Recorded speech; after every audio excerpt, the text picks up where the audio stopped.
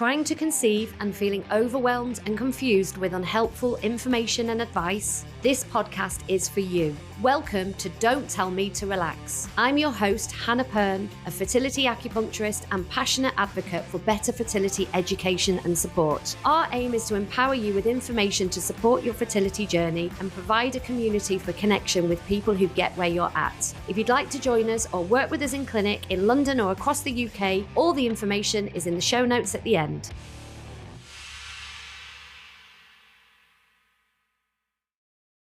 Acupip sponsors Don't Tell Me to Relax.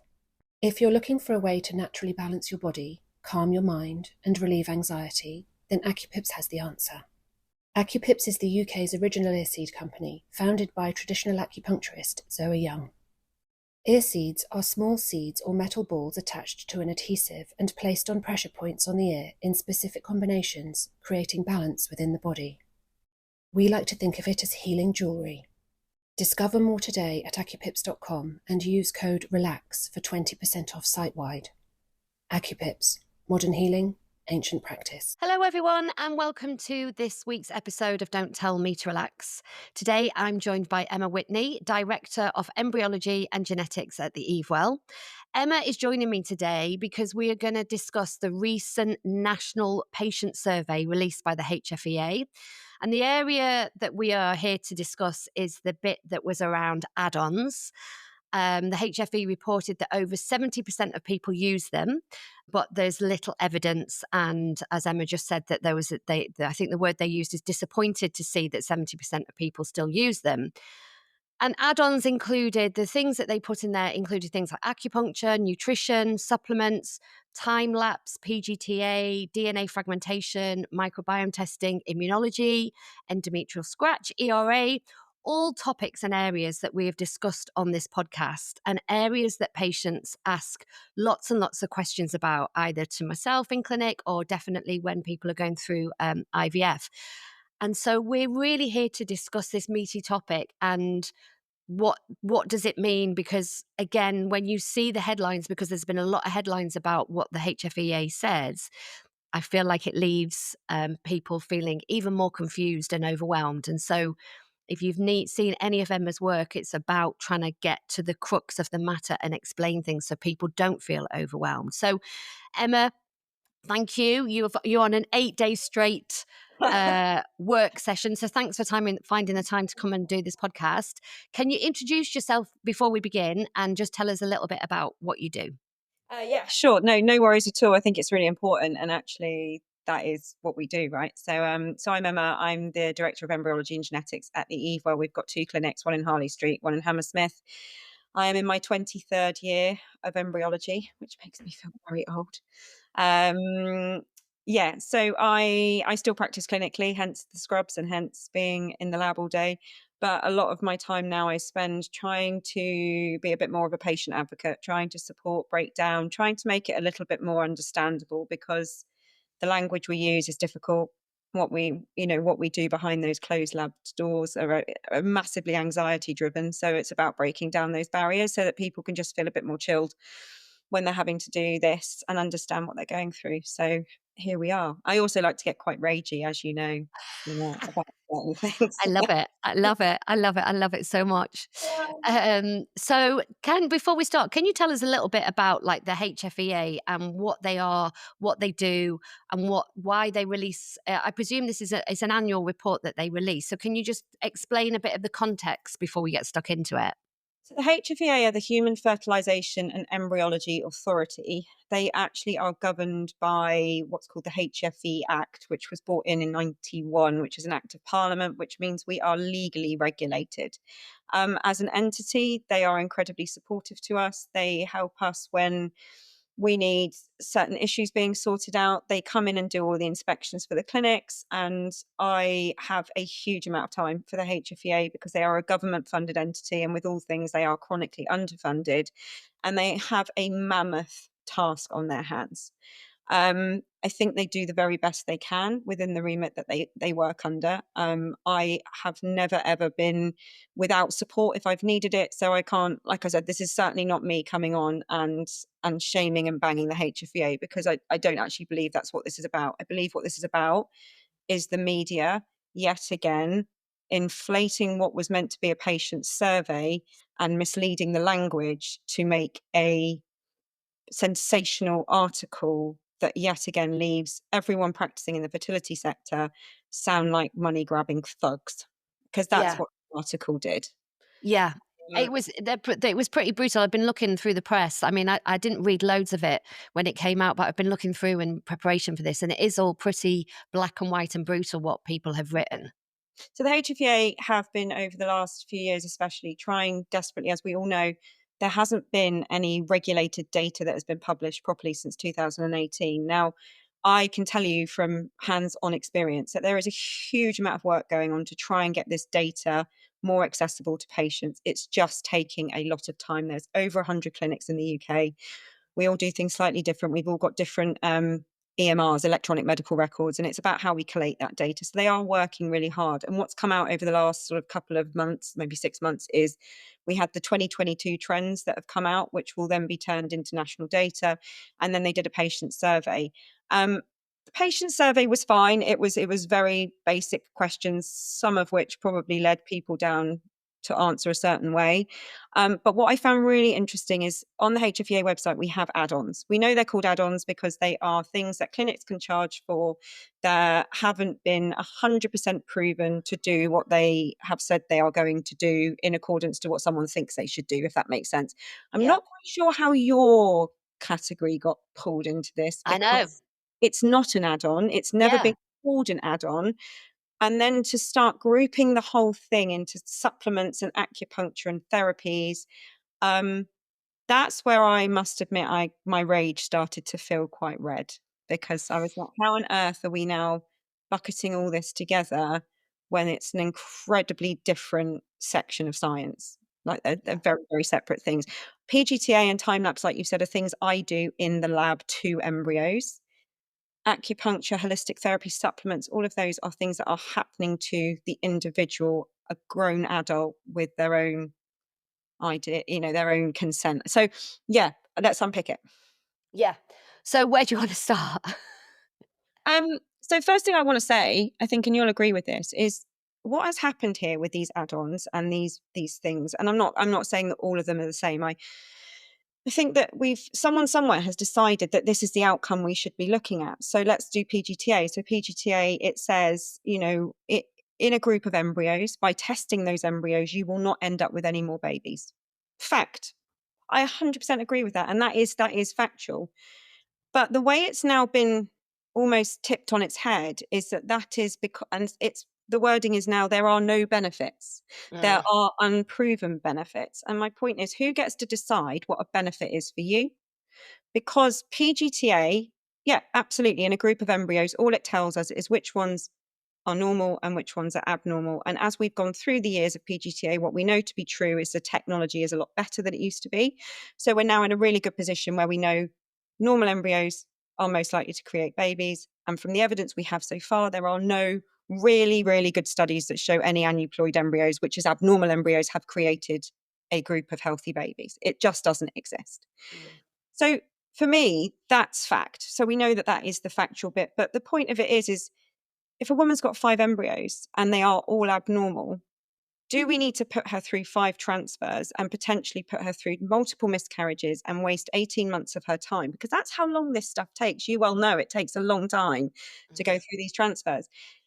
And so is the only benefit that we don't get any more embryos? Because actually, I guarantee a woman going through 5 negative tests, or 3 miscarriages and 2 negative tests, or 18 months of treatment will very much disagree that that was an advantage to her. Mm. And actually, if she didn't have to go through that, would that have been a benefit? Why are we not measuring up the true cost of reproductive aging that we're allowing to not happen by not putting these embryos back over that length of time? PGTA also can be used for family building. If you're coming to this at I don't know, 36, 37, and you've only just met someone, or you've decided to go down this road by yourself, and you maybe want to have 2 or 3 children. By using PGTA, we can fundamentally know what we've got in the freezer a bit better before you enter your first pregnancy and become older. So I just think it was the way the language was used that it is disappointing that people are using add-ons. And I do agree, it's disappointing if clinics aren't sharing the right information with patients. but are there no benefits? Mm. And and have we just measured one parameter and that's what we've decided to be true because it suits a narrative? Because that's very much how it feels.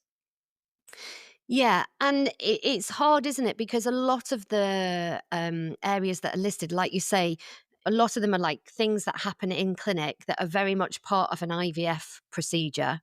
And then there's things where we come into it, like the acupuncturist, the nutritionist, the use of supplements. A lot of that is around preparation, support, care, that kind of all the things that happen outside that put people in good spaces to go through treatment. And the benefit is very different for different people. Some people find loads and loads of benefit, lots and lots of support, and other people might not feel like they need it. So it's really difficult that when I saw them in the list together, I was like, wow, this is quite a thing because they are all very, very different. I don't think you can measure someone's mental health, what they get from being in a room with someone like yourself who fundamentally understands what they're going through. It's a really safe space. You're very independent from their partner at home or, maybe their parents who are involved in the journey and all of that and the emotiveness that comes with it. I think being allowed to have that hour, half an hour, however long they choose to have with you, I don't think you can measure that. I don't think you can measure the rewards that must feel for that person to have that time and that safe space. So again, what I would say that's a benefit. Yeah. I know loads of people that stay in front and said, "Oh, my acupuncturist is just amazing. I just feel so much more chilled coming out." Yeah. Um, and I think that's really important. And then, I mean, time lapse is. I'm not even sure where to start with time lapse because the only what they've said there is that you will not grow any more embryos in a time lapse incubator than any other incubator. Now, I actually think that's completely incorrect anyway, because there is a lot that you see with time lapse that makes you keep embryos growing that you may have discarded at the first point because they didn't show the right signs. So what I'm talking about here is fertilization signs. Mm. Now, if even in a clinic that keeps everything, you are still able to learn quite a lot from time lapse about a patient. And in the worst case scenarios, when things don't work out, time lapse is an incredibly powerful tool. I always say to my patients that my first port of call in any treatment that we do with you is to get you pregnant or create your family or whatever your goals are. But if I can't do that, I really want to be able to tell you why, because as Mm. you very well know, the Mm. worst thing about this is the unknowns, the unexplained. Why is it not working?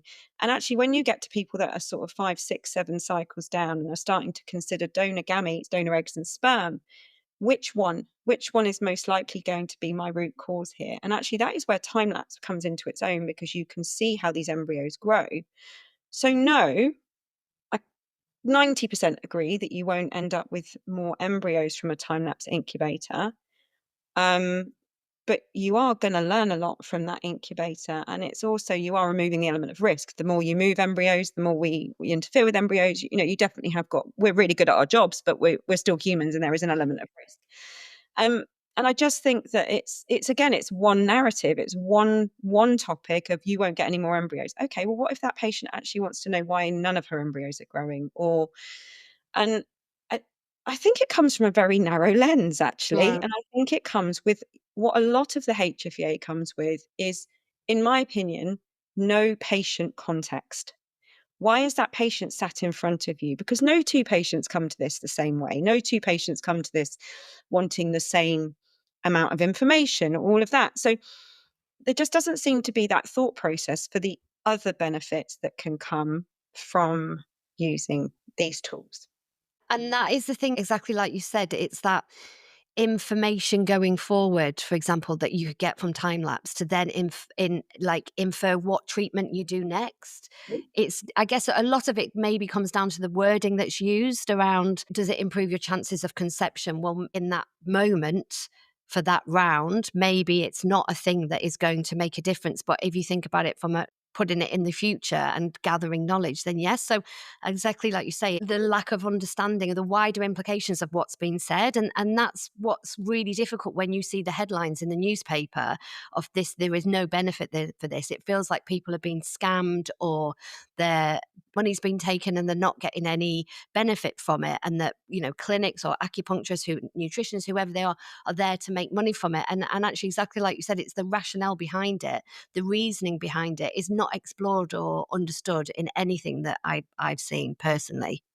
I mean, I've in my like I said, silly level of years of career, I must have picked up about 8 translocation patients from PGTA testing that haven't had a karyotype on the NHS. And for people that are listening, that's when your own chromosomes are misaligned.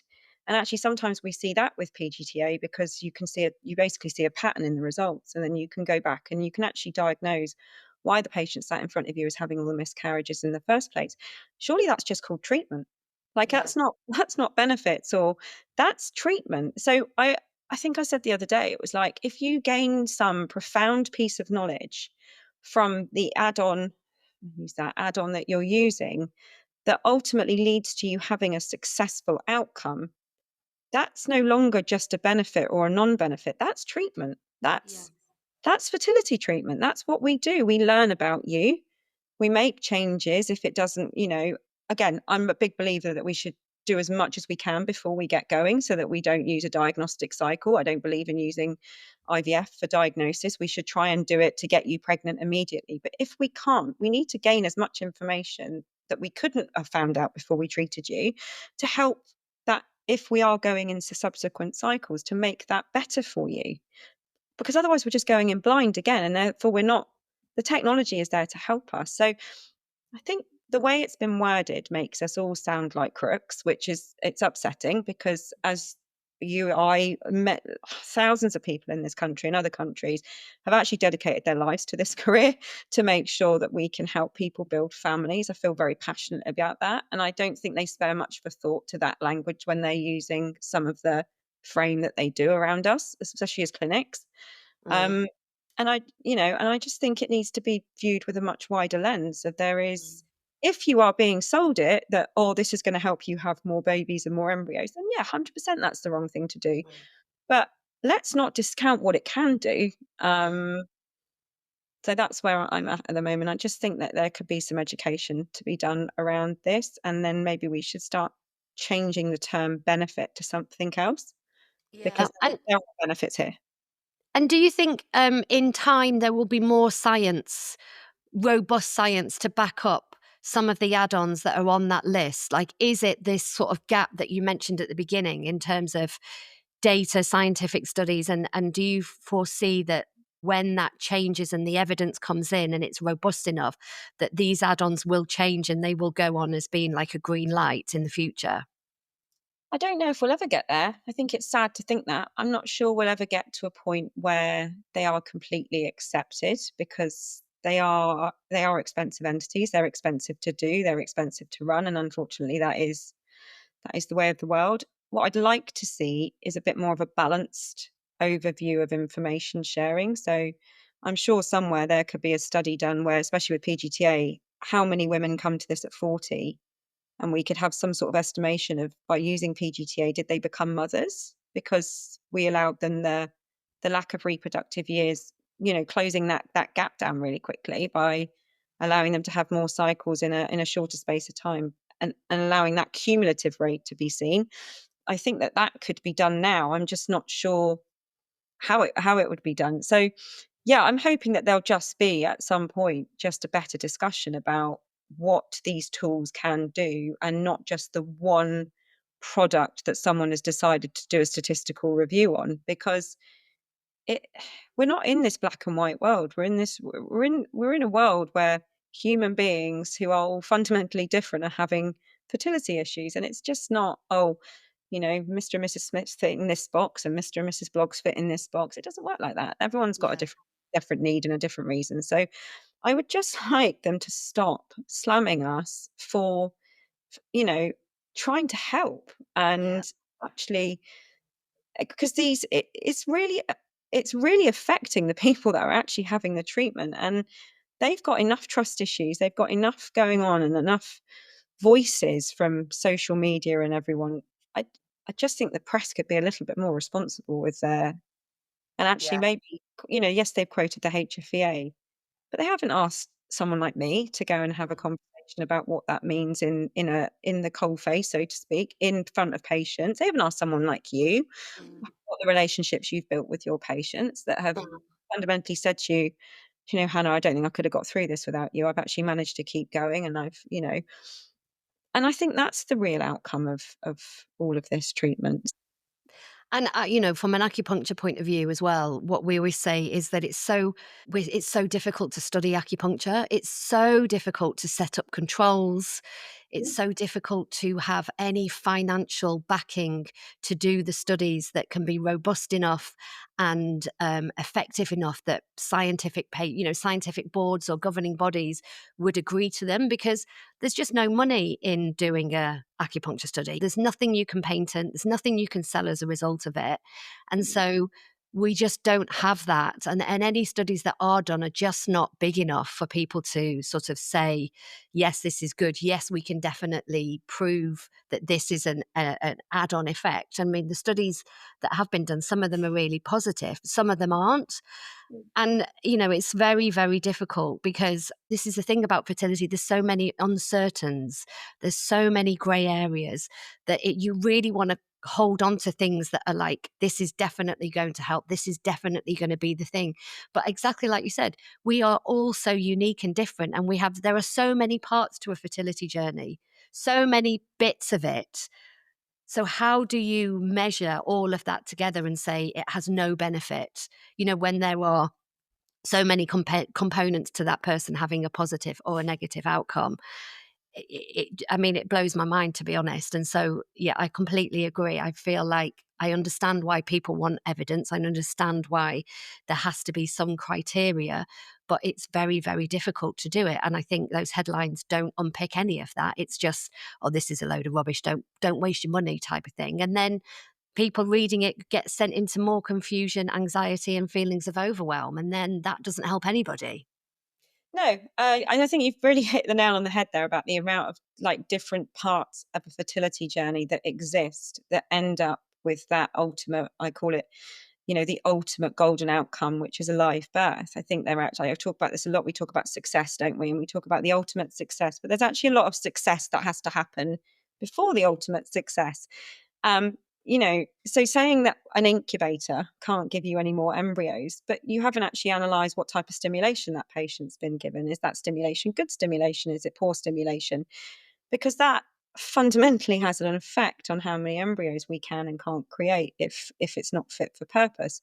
So I think we need to that you cannot have a single parameter measuring what is probably 12 or 15 different parts just to one cycle of IVF.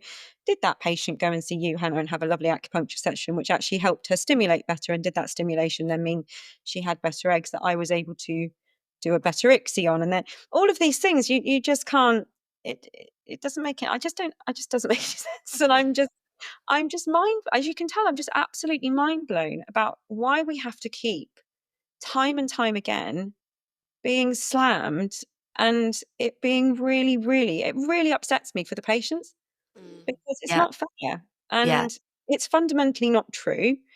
And I don't know how I just don't know how we fight back, to be honest, because it Mm. feels that our voice is never heard. Yeah. And it, and that for me, that I find that really sad. If we think about the patient at the center of all of this, these kinds of like headlines and information does not help at all. It just gives people the fear.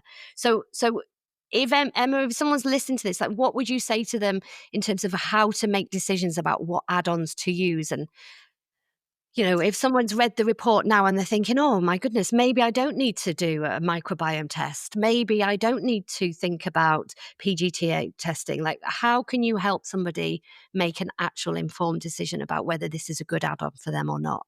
So I think some add-ons are different to others, right? I think it's, I think the PGTA and time lapse for me is the prime example of where they've missed the point. I think that they've decided on what one point is, and I can give you another 10.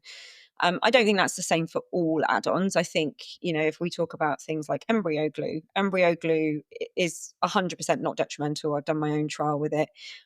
Does it work in that clinic setting or not? Then that is up for the clinic to have made that decision and done the trial, which, like I said, we've done before. And so I think that is quite black and white. Does it help us with implantation rates? Does it help us with ongoing pregnancy rates? That I think there's only so many things we can look at in certain things, and microbiome, etc. But I think the best thing to do is actually have a view on your personal context.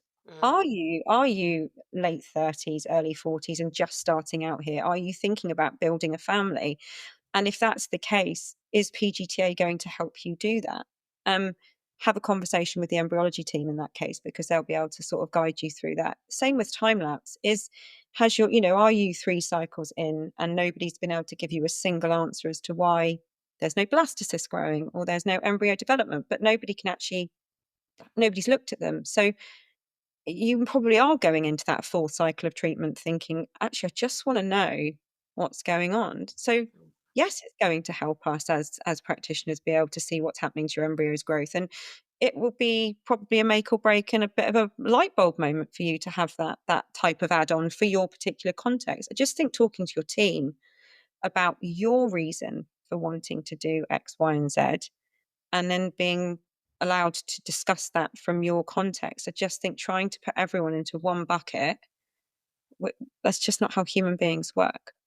Yes. Anything else to say, Emma, about the topic before we go? Because what I will do is I'll put your details on the bottom of the show, because I know you release a lot of great information posts and you've done so much in terms of education, so people can kind of find out more about what these headlines mean and dig into it a bit more, so then you can make an informed decision. Because that is what I say probably every day in clinic is educate yourself, find out the information, find those good resources, and sort of make decisions based on what feels right to you, because there's no right or wrong, there's no one size fits all for everybody.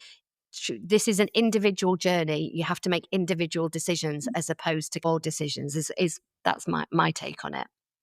Yeah, I mean, absolutely. Educating yourself is the key to this. Is trying to, like, we're not expecting you to all be genetics experts like we are in the lab and doing PGTA, but understanding why it might be helpful to you and being able to advocate for yourself a bit better. Yeah, I suppose it's about understanding what your success looks like. What does it look like to you? What does your family look like to you? And not being scared to ask questions. And also, if you see something and it looks sensational, it probably is. Like if Yeah. someone puts something out there that looks like really wildly sensational and a bit off the wall, then it probably is. Yeah.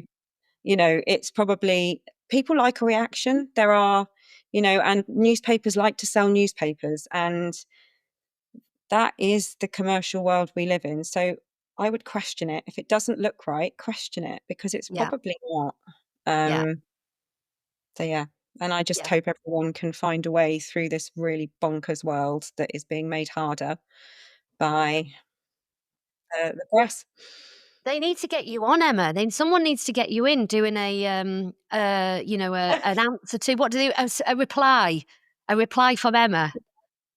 Yeah, they don't want to hear it though, do they? And I think that's my other take home message actually, is I worry that it's just, I think I said it the other day, call me a cynic, but is there an ulterior motive? I don't know. I just feel people need honest, helpful education, and they don't need to be caught up in the sensational media storm. So if Yeah.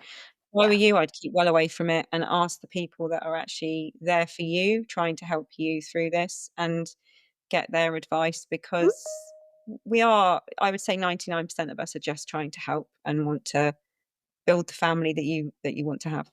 Yeah. Well, Emma, thank you very much. As always, it's lovely to see you. And I'll put all of Emma's details on the end of the show notes. So thanks everyone for listening. Thanks, guys. We hope you have found this helpful. If you'd like more on fertility education, please see our Teaching to Conceive free course linked at the end of the show. You'll also find the link to join our community. For more personalised fertility support, you can work with us one-to-one in clinic and online. You can book a discovery call to find out more.